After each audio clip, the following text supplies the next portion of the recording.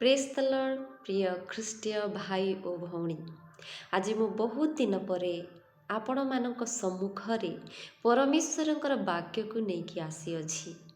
ପ୍ରିୟମାନେ, ପରମେଶ୍ୱର ଚାହୁଁଅଛନ୍ତି ଯେ ଏହି ନୂତନ ବର୍ଷ ଆପଣମାନଙ୍କ ଜୀବନରେ ଉନ୍ନତି, ଆନନ୍ଦ, ଖୁସି, ଦୟା ଓ କରୁଣାରେ ଭରୁ ବୋଲିକି ପରମେଶ୍ୱର ଏହି ବାକ୍ୟ ଆପଣମାନଙ୍କ ପାଖକୁ ପହଞ୍ଚାଇ ଅଛନ୍ତି ଆଜି, କାରଣ ସେ ଆପଣମାନଙ୍କୁ ପ୍ରେମ କରନ୍ତି। ହାଲେଲୁୟା।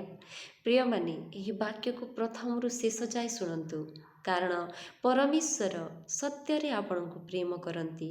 ସେ ଆପଣଙ୍କୁ ଦୁଃଖରେ, ଚିନ୍ତାରେ, କୌଣସି ପ୍ରକାର ପରିସ୍ଥିତିରେ ଆପଣଙ୍କୁ ଦେଖିବା ପାଇଁ ଚାହୁଁନାହାନ୍ତି। ଆମର ପରମେଶ୍ୱର ପ୍ରେମକାରୀ, ଦୟାକାରୀ, କ୍ଷମାକାରୀ। ଆପଣମାନଙ୍କୁ ସେ କେବଳ ଆନନ୍ଦିତ ଓ ଖୁସିର ସହିତ ଜୀବନ ଯାପନ କରିବା ଦେଖିବା ଚାହୁଁଅଛନ୍ତି।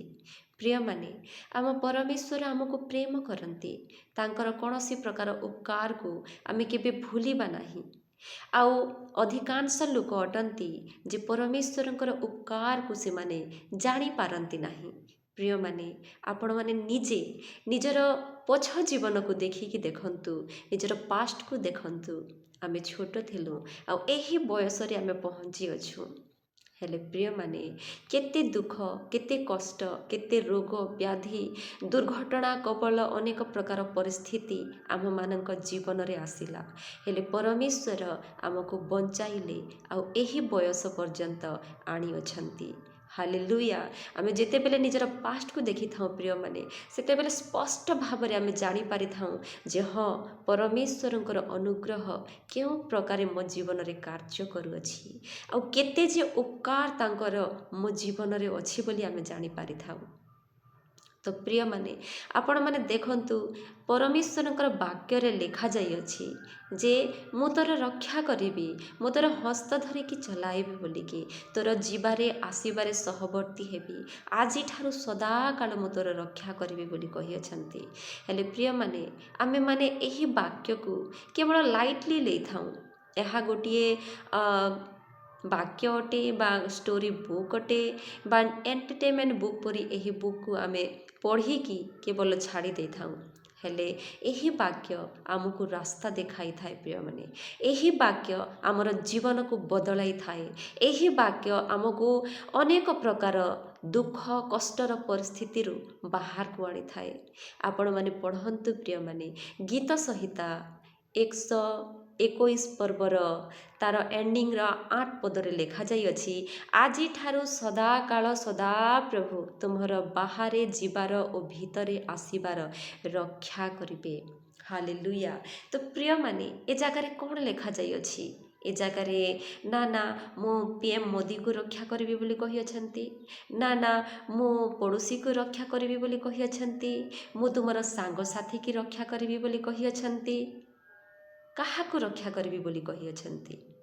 ଆପଣଙ୍କୁ ଆଉ ମୋତେ କହିଅଛନ୍ତି। ପ୍ରିୟମାନେ, ପରମେଶ୍ୱର ଆପଣଙ୍କୁ ଆଉ ମୋତେ ରକ୍ଷା କରିବା ପାଇଁ କହୁଅଛନ୍ତି। ଯିବାରେ ଆସିବାରେ, ପ୍ରତ୍ୟେକ ପରିସ୍ଥିତିରେ, ପ୍ରତ୍ୟେକ ଆପଦ ବିପଦରେ ସେ ଆମ୍ଭମାନଙ୍କୁ ରକ୍ଷା କରୁଅଛନ୍ତି। ପ୍ରିୟମାନେ, ସେ ରକ୍ଷା କରିକି ଆସୁଅଛନ୍ତି।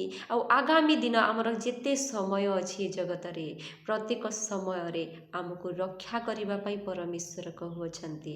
ସେଥିପାଇଁ ବିଶ୍ୱାସ କରନ୍ତୁ। ଯଦି ଆପଣମାନେ ବାକ୍ୟକୁ ଶୁଣିବେ ନାହିଁ, ତାହେଲେ କେଉଁ ପ୍ରକାରେ ବିଶ୍ୱାସ କରିବେ? ଯେଉଁ ପ୍ରକାରେ ବାକ୍ୟରେ ଲେଖାଯାଇଅଛି ଯେ ବିଶ୍ୱାସ କେଉଁଠାରୁ ଜାତ ହୁଏ?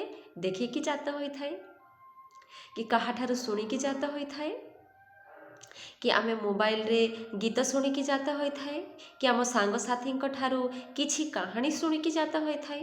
ନାହିଁ ପ୍ରିୟମାନେ, ବାକ୍ୟରେ ପରମେଶ୍ୱରଙ୍କର ବାକ୍ୟରେ ଲେଖାଯାଇଅଛି ଯେ ବିଶ୍ୱାସ ଶ୍ରବଣରୁ ଜାତ ହୋଇଥାଏ। କ'ଣ କେଉଁଠାରୁ ଜାତ ହୋଇଥାଏ?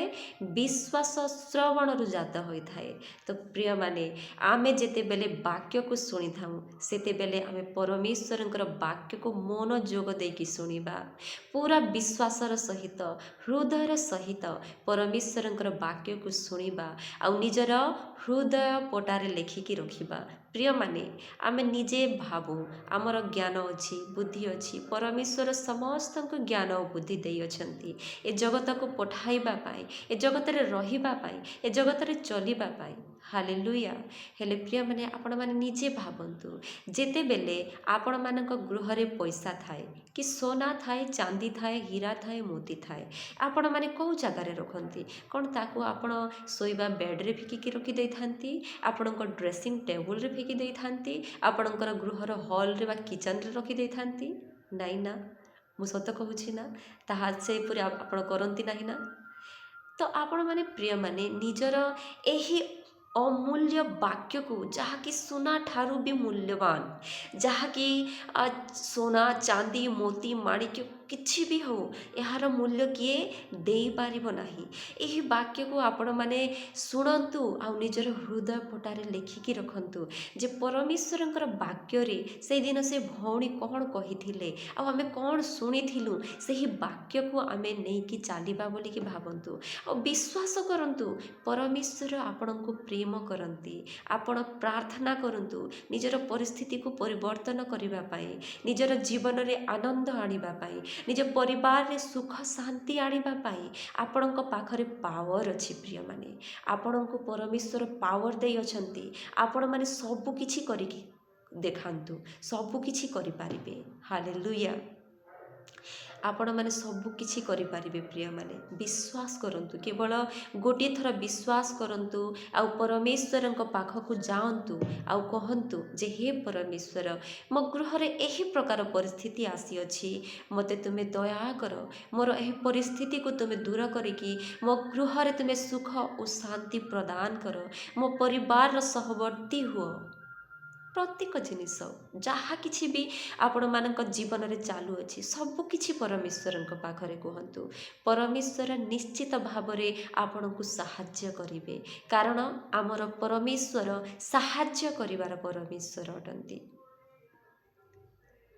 ହାଲେଲୁୟା। ତ ସେଥିପାଇଁ ପ୍ରିୟମାନେ ସମୟ ବାହାର କରନ୍ତୁ ପରମେଶ୍ୱରଙ୍କ ପାଇଁ ଆଉ ତାଙ୍କୁ ସମୟ ଦିଅନ୍ତୁ। ସେଥିରେ ଆପଣମାନଙ୍କୁ ସେ ସାହାଯ୍ୟ କରିବେ। ଆପଣଙ୍କର ପ୍ରତ୍ୟେକ ପରିସ୍ଥିତିରେ ସେ ହସ୍ତ ଧରିକି ଚଲାଇବେ। ଆପଣମାନେ ପଢ଼ିଛନ୍ତି ଯେଶାୟା 41 ପର୍ବର 10 ପଦରେ ଯାହା ଲେଖାଯାଇଅଛି, ସେହି ବାକ୍ୟ ପ୍ରିୟମାନେ ମୋତେ ପ୍ରତ୍ୟେକ ଦିନ ମୁଁ ଯଦି କୌଣସି ପ୍ରକାର ଏହି ପରିସ୍ଥିତିରେ ଆସିଯାଏ, ତାହେଲେ ସେହି ବାକ୍ୟକୁ ମୁଁ ପଢ଼ିକି ଏନକରେଜ୍ ହୋଇଥାଏ, ମୋଟିଭେଟ୍ ହୋଇଥାଏ ଆଉ ନିଜେ ଠିଆ ହୋଇଥାଏ। ମୋତେ ଲାଗେ ଯେ ପରମେଶ୍ୱର ନିଶ୍ଚିତ ଭାବରେ ମୋର ହସ୍ତକୁ ଧରିକି ଉଠାଉଅଛନ୍ତି, ଚଲାଉଅଛନ୍ତି। ସେ ନିଜେ ମୋତେ କହୁଅଛନ୍ତି ମୋତେ ସାହାଯ୍ୟ କରିବା ପାଇଁ ଆଉ ମୁଁ ପ୍ରତ୍ୟେକ କାର୍ଯ୍ୟ କରିପାରିବି ବୋଲି ମୋଟିଭେଟ୍ ହୋଇଥାଏ। ତ ସେହି ପ୍ରକାରେ ପ୍ରିୟମାନେ ସେହି ବାକ୍ୟରେ ଲେଖାଯାଇଅଛି, ମୁଁ ତୁମର ପରମେଶ୍ୱର, ତୁମର ସାହାଯ୍ୟକାରୀ ପରମେଶ୍ୱର, ତୁମେ ଭୟ କର ନାହିଁ, ତୁମର ଦକ୍ଷିଣ ହସ୍ତ ଧରିକି ମୁଁ ତୁମକୁ ଚଲାଇବି। କାହିଁକି ଭୟ କରୁଅଛନ୍ତି? ପରମେଶ୍ୱର ଆପଣଙ୍କ ସଙ୍ଗରେ ଅଛନ୍ତି। ଆଉ ଏହି ନୂତନ ବର୍ଷକୁ ସର୍ବପ୍ରଥମରେ ପରମେଶ୍ୱରଙ୍କ ହସ୍ତରେ ସମର୍ପଣ କରନ୍ତୁ। ଆଜିଠାରୁ କୁହନ୍ତୁ ପରମେଶ୍ୱରକୁ, ପରମେଶ୍ୱର, ଯେଉଁ ନୂତନ ବର୍ଷ ଆମ୍ଭମାନଙ୍କ ଜୀବନରେ, ମୋ ପରିବାରର ଜୀବନରେ, ମୋ ସନ୍ତାନ ସନ୍ତତିମାନଙ୍କ ଜୀବନରେ, ମୋ ମା ବାପାଙ୍କ ଜୀବନରେ, ମୋ ଅଜା ଆଈଙ୍କ ଜୀବନରେ, ମୋ ଜୀବନରେ, ମୋ ସ୍ତ୍ରୀଙ୍କ ଜୀବନରେ, ଯେତେ ଆପଣଙ୍କ ପରିବାରଙ୍କ ସଦସ୍ୟ ଅଛନ୍ତି ସମସ୍ତଙ୍କ ଜୀବନରେ ଏହି ଯେଉଁ ନୂତନ ବର୍ଷ ଆସୁଅଛି, ତାହାକୁ ତୁମରି ହସ୍ତରେ ସମର୍ପଣ କରୁଅଛି। କେବଳ ଉନ୍ନତି, ପରିତ୍ରାଣ, ଅନୁଗ୍ରହ, ସୁଖ, ଶାନ୍ତି, ଦୟା, କରୁଣା, ସବୁକିଛି ଉତ୍ତମ ଦାନ ଏହି ନୂତନ ବର୍ଷରେ ଆମ୍ଭମାନଙ୍କ ପାଇଁ ପ୍ରଦାନ କର ବୋଲିକି କହ। ଆଉ ପରମେଶ୍ୱର ଦେବାର ପରମେଶ୍ୱର ଅଟନ୍ତି। କେବଳ ବିଶ୍ୱାସର ସହିତ କହିବାର ଉଚିତ।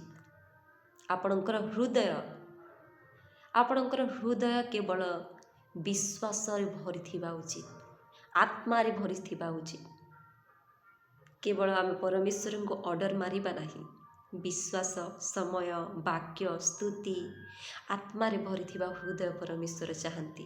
ପରମେଶ୍ୱର କେବେ ଚାହାନ୍ତି ନାହିଁ ଯେ ଆମେ ବହୁତ ବଡ଼ ଗୃହରେ ରହୁଅଛୁ, ଆମ ପାଖରେ 2-3ଟି ଗାଡ଼ି ଅଛି ବା 5-6ଟି ଗାଡ଼ି ଅଛି, ଆମେ କେଉଁ ପ୍ରକାରେ ଲକ୍ସରୀ ଲାଇଫ୍ ଜିଉଅଛୁ, ଆମେ କେଉଁ ପ୍ରକାରର କପଡ଼ା ପିନ୍ଧୁଅଛୁ, ଆମେ କେତେ ସୁନ୍ଦର ଦିଶୁଅଛୁ। ଯେଉଁ ପ୍ରକାର ଗୋଟିଏ ଗୀତ ଅଛି, ହାय ମେ ଇତନି ସୁନ୍ଦର ହୁଁ ମେ କ୍ୟା କरूं। ତମେ କ'ଣ କରିବ? କ'ଣ କରିବ ତମେ? ତମେ ଯେତେ ସୁନ୍ଦର ହେଲେ ବି ତା'ର କିଛି ମୂଲ୍ୟ ପରମେଶ୍ୱରଙ୍କ ପାଖରେ ନୁହଁ। ତୁମର ସୌନ୍ଦର୍ଯ୍ୟ ହୃଦୟ ପରମେଶ୍ୱରଙ୍କୁ ଦରକାର। ଯଦି ଆପଣମାନଙ୍କର ହୃଦୟ ସୌନ୍ଦର୍ଯ୍ୟ ଅଟେ, ତାହେଲେ ପରମେଶ୍ୱର ଆପଣଙ୍କର ପ୍ରାର୍ଥନାକୁ ଶୁଣିବେ ଆଉ ଆପଣଙ୍କର ସେହି ନୂତନ ବର୍ଷ ନିଶ୍ଚିତ ଭାବରେ ଆପଣ ଯେଉଁ ପ୍ରକାରେ ଚାହୁଁଅଛନ୍ତି ସେହି ପ୍ରକାରେ ହେବ। ସେଥିପାଇଁ ପ୍ରାର୍ଥନା କରିବା ଆରମ୍ଭ କରିଦିଅନ୍ତୁ। ଆଜିଠାରୁ ନୂଆ ବର୍ଷକୁ ପରମେଶ୍ୱରଙ୍କ ହସ୍ତରେ ସମର୍ପଣ କରନ୍ତୁ। ଆଉ ସେହି ପାଖରେ ଏହି ବାକ୍ୟକୁ ମଧ୍ୟ କୁହନ୍ତୁ ଯେ ଗୀତ ସଂହିତା 121 ପର୍ବର 8 ପଦରେ ଯାହା ଲେଖାଯାଇଅଛି ଯେ ଆଜିଠାରୁ ସଦାକାଳ ସଦା ପ୍ରଭୁ ତୁମର ବାହାରେ ଯିବାର ଓ ଭିତରେ ଆସିବାର ରକ୍ଷା କରିବେ। କାହାକୁ ରକ୍ଷା କରିବେ? ଆପଣଙ୍କର ସନ୍ତାନ ସନ୍ତତି, ଭାଇ ଭଉଣୀ, ମାତା ପିତା, ସ୍ତ୍ରୀ ଆଉ ଆପଣଙ୍କୁ ନିଜକୁ ଆଉ ଆପଣଙ୍କର ପରିବାରରେ ଯେତେ ସଦସ୍ୟ ଅଛନ୍ତି ସମସ୍ତଙ୍କୁ ପରମେଶ୍ୱର ରକ୍ଷା କରିବେ। ସେଥିପାଇଁ ଆଜିଠାରୁ ପରମେଶ୍ୱରଙ୍କ ହସ୍ତରେ ସମର୍ପଣ ହୁଅନ୍ତୁ। ଯଦି ଆପଣମାନେ ବିଜନେସ୍ କରିବା ପାଇଁ କୌଣସି କାର୍ଯ୍ୟ ଆରମ୍ଭ କରିବା ପାଇଁ ଯାଉଅଛନ୍ତି, ତାହେଲେ ଆଜିଠାରୁ ପରମେଶ୍ୱରଙ୍କ ପାଖରେ ସେହି କାର୍ଯ୍ୟକୁ ମଧ୍ୟ ସମର୍ପଣ କରନ୍ତୁ। ହାଲେଲୁୟା। ପ୍ରିୟମାନେ, ଆପଣମାନେ ଦାଉଦଙ୍କ ବିଷୟରେ ଭଲ ଭଲ କଥା ଜାଣିଅଛନ୍ତି। ତାଙ୍କର ମନ୍ଦ କଥା ମଧ୍ୟ ଜାଣିବା ଉଚିତ। ହେଲେ ମୁଁ ଆଜି ତାହା କହିବା ପାଇଁ ଯାଉନାହିଁ। କେବଳ ତାଙ୍କର ଗୋଟିଏ କଥା କହିବି ଯେ ଦାଉଦଙ୍କ ଜୀବନରେ ମଧ୍ୟ ଦୁଃଖ କଷ୍ଟ ବହୁତ ଆସିଲା। ହେଲେ ସେ ଯେଉଁ ପ୍ରକାରେ ପ୍ରାର୍ଥନା ଓ ଆରାଧନା ପରମେଶ୍ୱରଙ୍କୁ କରୁଥିଲେ, ଜାଣିଥିଲେ ପରମେଶ୍ୱର ପ୍ରଶଂସିତ ହୋଇଯାଉଥିଲେ। ତାଙ୍କର ଏହି ପ୍ରକାର ଶବ୍ଦ, ମନଭରା ଶବ୍ଦ ସେ ବାହାର କରୁଥିଲେ ପରମେଶ୍ୱରଙ୍କ ପାଇଁ। ଆଉ ପରମେଶ୍ୱର ଆନନ୍ଦିତରେ ଝୁମି ଉଠୁଥିଲେ। ସେହି ପ୍ରକାର ପ୍ରିୟମାନେ, ଆପଣମାନେ ପରମେଶ୍ୱରଙ୍କ ପାଇଁ ହୃଦୟର ସହିତ ନିଜର ସେହି ସ୍ପଷ୍ଟ ଶବ୍ଦକୁ ବାହାର କରନ୍ତୁ ଆଉ ପରମେଶ୍ୱରଙ୍କୁ ପ୍ରଶଂସିତ କରନ୍ତୁ, ଆନନ୍ଦିତ କରନ୍ତୁ। ସେ ନିଶ୍ଚିତ ଭାବରେ ଆପଣଙ୍କର ପ୍ରାର୍ଥନାକୁ ଶୁଣିବେ ଆଉ ଉତ୍ତର ଦେବେ। ହାଲେଲୁୟା। ମୁଁ ବିଶ୍ୱାସ କରେ ପ୍ରିୟମାନେ, ଆପଣମାନେ ଆଜିଠାରୁ ପ୍ରାର୍ଥନା କରିବା ଆରମ୍ଭ କରିବେ ଆଉ ନୂତନ ବର୍ଷକୁ କାହାଠାରେ ସମର୍ପଣ କରିବେ? ହଜବେଣ୍ଡ ପାଖରେ, ସ୍ତ୍ରୀ ପାଖରେ ବା ଆଉ ନିଜର ଫ୍ରେଣ୍ଡ ପାଖରେ ବା ପରିବାରର ଆଉ କୌଣସି ମେମ୍ବର ପାଖରେ। କାହା ପାଖରେ କରିବେ? ପରମେଶ୍ୱରଙ୍କ ପାଖରେ କରିବେ। ମୁଁ ବିଶ୍ୱାସ କରେ ପ୍ରିୟମାନେ, ଆଜିର ବାକ୍ୟ ଆପଣଙ୍କର ହୃଦୟକୁ ଛୁଇଁ ଯାଇଅଛି। ଆଉ ଆପଣମାନେ ବିଶ୍ୱାସ କରିକି ଆଜିଠାରୁ ନୂତନ ବର୍ଷକୁ ପରମେଶ୍ୱରଙ୍କ ପାଖରେ ସମର୍ପଣ କରନ୍ତୁ। ଆଉ ନିଜର ଯାହା କିଛି ବି ବିଜନେସ୍ କରିବା ପାଇଁ ଚାହୁଁଛନ୍ତି, ପାଠ ବା କୌଣସି ପ୍ରକାର ଏକ୍ଜାମ୍ ବା କୌଣସି ପ୍ରକାର ଜବ୍, କୌଣସି ପ୍ରକାର ଗାଡ଼ି କିଣିବା, ସୁନା କିଣିବା, ହୀରା କିଣିବା, ମୋତି କିଣିବା, ସବୁ କିଛିକୁ ପରମେଶ୍ୱରଙ୍କ ହସ୍ତରେ ସମର୍ପଣ କରନ୍ତୁ। ସେ ନିଶ୍ଚିତ ଭାବରେ ଆପଣଙ୍କ ସାହାଯ୍ୟ କରିବେ।